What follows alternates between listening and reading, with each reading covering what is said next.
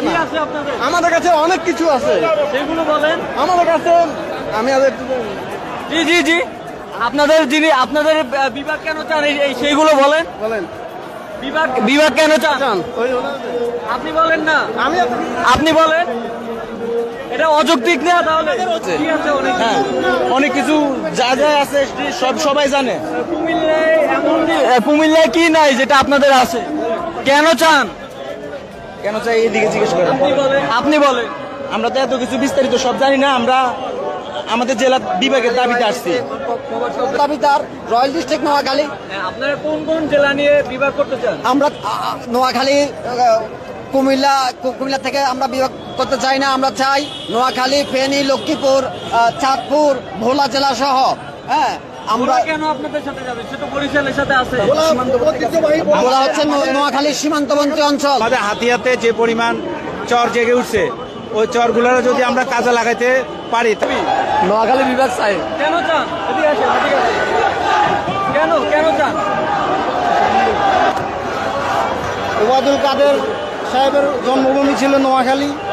খালেদা জিয়া এবং ওবায়দুল কাদের যে যুক্তি দিলেন, এই কারণে কিন্তু বিভাগ দেওয়া উচিত।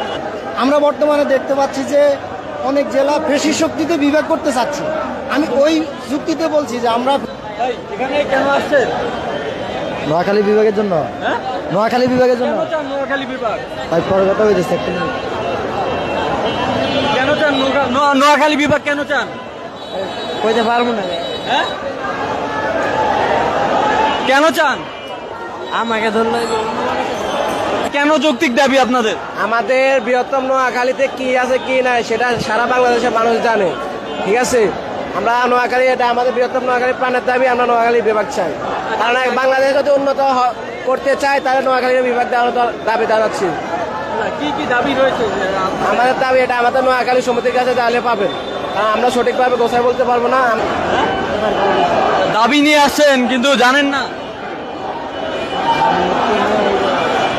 250 বছর অভিজ্ঞতা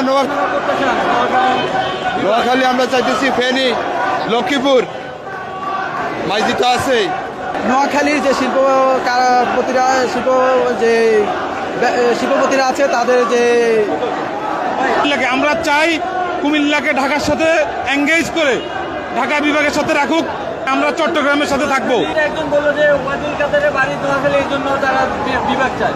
আমি আসলে আমাদের নোয়াখালীতে সবাই আছে। আমাদের অনেক কিছু দাবি, আমাদের দাবি মনে করেন যে আমি তো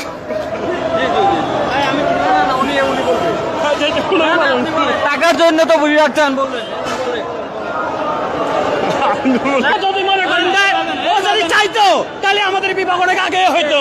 এ ওবায়দুল কাদের এরপর মনে করেন আমাদের তো এখানে অনেক কিছু আসছিল, কাউয়া কাদের নাকি এ যদি চাইতো তাহলে আমাদের অনেক বিভাগ হয়ে যেত অনেক আগে। ওবায়দুল কাদের চাইলে তো নিতে পারতো, কিন্তু সে নাই। আমি মানবাধিকার